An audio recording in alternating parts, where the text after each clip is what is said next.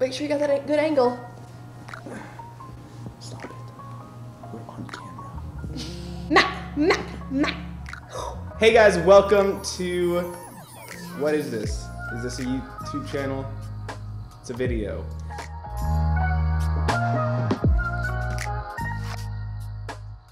Hello and welcome. My name is Lucas and this is Laura, my sous chef, and we do these dinners as a family from around the world, from different cultures, and we wanted to talk to you about our Spanish dinner. So, cena español, if you will. That's what I wrote on the page. First things first, welcome. Second things second. Would you like to say something? No. No, you're good? All right, well, hey, let's talk about this. So we make this plan. I make this plan before every dinner. Basically, it's just a sheet of paper that has the times that it takes to cook every single part of the meal, when we need to start so that we can be done by a certain time, a loose idea of exactly all the ingredients that we're gonna need for all the different courses. It helps us keep everything organized, keep everything structured. I'm gonna have Laura talk a little bit about the first round because she was making the first course. So you wanna talk about kind of what you did for that first one? Of course. So our first course, since we were doing a Spanish dish themed meal, we did tapas. To clarify, this is Spanish as in Spain. Spanish. And this specific meal focused on central Spain, so the Madrid, Valencia, that kind of, not necessarily the Basque region or the area, I forgot what it's called, but where Barcelona is, that might actually be Basque. I don't know. I'm sorry, my Spanish geography is rusty. For the tapas, we had... Hey Laura, what is tapas? Oh, thank you for asking. Tapas is a small piece of appetizer. Yeah, just kind of like general small bites of food. Small bites, small piece. There's usually lots of different varieties on one plate, so you might have a few different types of tapas. It might be the entire meal, it might be a starter. It really just depends on the situation. So for the tapas, we had balsamic tomatoes, stuffed peppers, toasted bread, and Chorizo. And also a tortilla española. Tortilla Español. So for the stuffed peppers, we cut the stem off and took the seeds out, popped those in the oven until they got golden brown, just to kind of soften them up. Yeah. And then stuffed them with this really tasty blend of, what was it? Goat cheese, parsley, garlic, salt, and pine nuts. Yes. It was delicious. It was so good. You just put all of that in a food processor and we just piped it in each pepper. Once they kind of cooled a bit, sliced them very uniform and plated them very nicely. And then topped it off with a little bit of extra parsley. Bite! Yeah. Next, we also had some balsamic tomato. This is a very simple thing to do. You just throw some cherry tomatoes, grape tomatoes into a dish that's safe for the oven. Top it with some balsamic, some herbs like thyme and basil, and some garlic. You toss them in the oven for 10 minutes until they're warm and cooked. The tortilla español took a little bit longer than we were wanting. I did not expect it to take so long.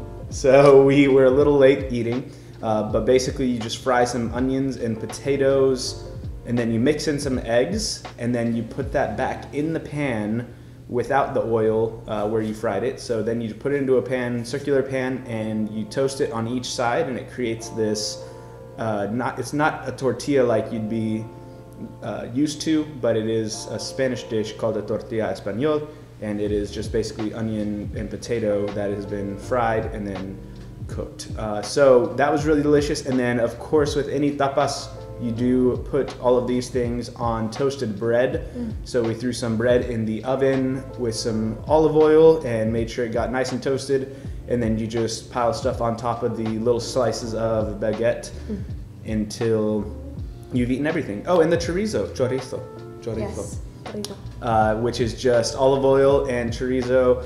Yeah, so this was an interesting thing. I was at the store and I bought a tube of chorizo and I thought that it was going to be like a sausage, where you cut it up and it comes up in little slices and then you toast it each side, but it actually ended up being ground chorizo. So this was something I had to change up on the fly, and we had to make the chorizo a ground chorizo, but it worked out because you put everything on toasted bread anyway, so it actually worked out great. And it worked really well with the rest of the tapas as well, having it ground instead of in slices. A key to being able to cook everything in the time that you expect is to have everything prepped ahead of time that you can. Obviously, you don't want to prep some things ahead of time if having it outside the refrigerator causes it to go bad or to taste different, such as cutting potatoes. You don't want to do that too ahead of time because then the potatoes will start to taste funny. I don't know the official term for it, but they go bad. Don't cut potatoes ahead of time. Cut them right before you use them. When you're making a big dinner like this, just rolling with the punches is really important, and just being able to take things that go differently than what you expected and still making it work for a good final product. It doesn't have to be perfect. Mm-hmm. The idea is to just capture the essence of the culture. Stop it. I think it's important. Next course. Next we had the Paella Valenciana, which is your typical traditional paella, which if you don't know is a rice dish served with different types of meats or seafood, and so you can have different types.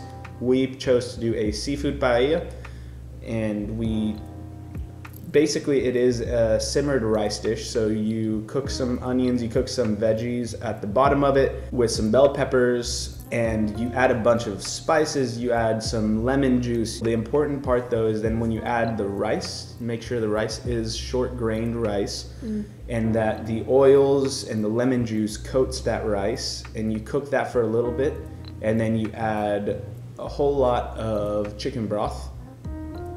And then once that chicken broth has evaporated a little bit, you add the mussels, the clams, whatever seafood you are wanting to cook, and then you cover it up and you cook it for 10 minutes covered, and then you take it off the heat and let the rice really soak up that broth in those juices. One thing that was very important that a lot of Spanish people were saying was that the most important part of paella is the bottom crust of rice. So when you're cooking it, the oils and the things that go into the rice creates this little crust and little burned bits of rice at the bottom.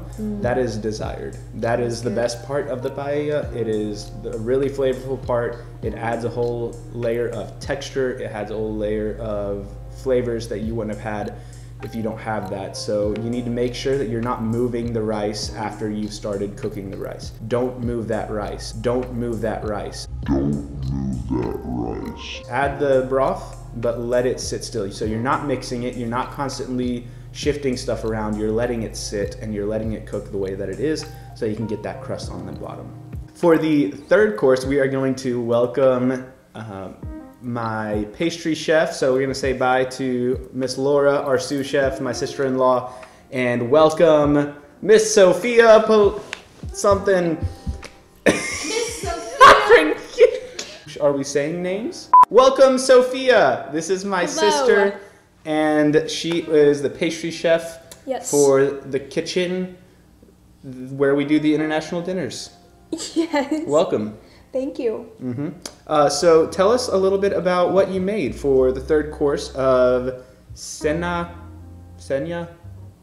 Español, Spanish dinner night. Tell us what you made. So for dinner, for dessert rather, I made some Spanish croissant, or not croissant. What the? So for dessert, I made some... Wait. I need to know, what are your qualifications for making Spanish food? Have you ever been there? I have traveled to Spain. Oh, okay. Once. Oh, yeah? And did you have some of these? I did. I had... Oh, so what did you make that you've had in Spain? I made some Spanish churros. Churros. Churros. Churros al chocolate. Churros al chocolate. And what is that? That's wrong, but what is it?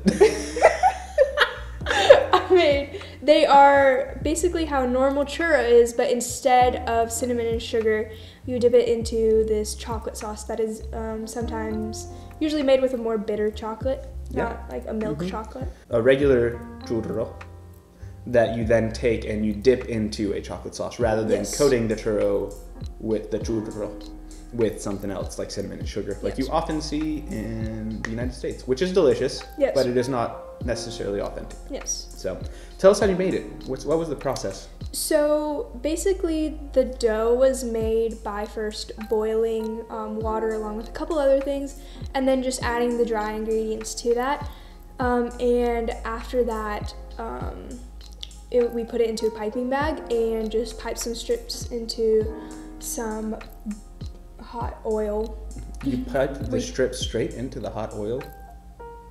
Yes. Yeah, that is how you do it. Yes. Believe it or not, we at first tried to keep them separate the whole time, but then we found out you can do as many strips as you want, and then after they've fried, you can take them out and then separate them. Yeah. And it makes it a lot easier. You can do, more we at a did time. 7 or 8 strips at a time when we figured that out, where at the beginning we were only doing 2 strips at a time. Yeah. So it was taking a while. And then we took some chocolate chips, because they're already separated into smaller pieces, added a little bit of coconut oil and a dash so that they would not of burn. cream.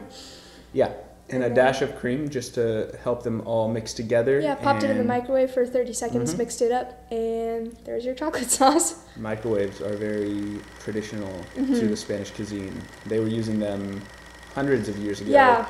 It's really just so surprising how behind America is on technology.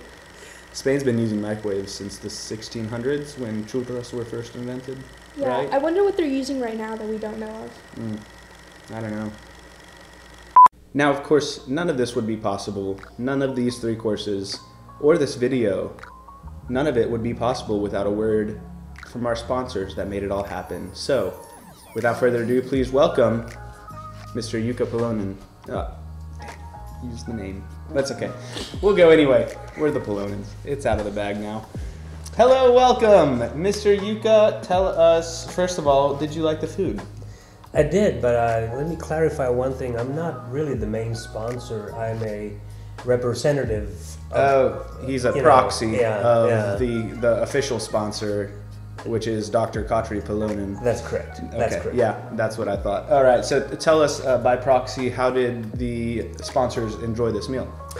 We really enjoyed it. We loved the tapas. I'm done with that. Probably chorizo was... Chorizo. Whatever. It was really good. Not by itself. It was probably too spicy, but it was excellent when you combine that with the... What was the name of the potato? Tortilla Española. Tortilla Española. And also... I'm going to sit up a little bit. Sure. Okay. Probably my favorite part was the main course. Okay. The paella. The paella with all the seafood. It was delicious. It was. Very well balanced, and seafood was great. So. Perfect. Well, I enjoyed cooking it as much as you guys enjoyed eating it. So, thank you for watching.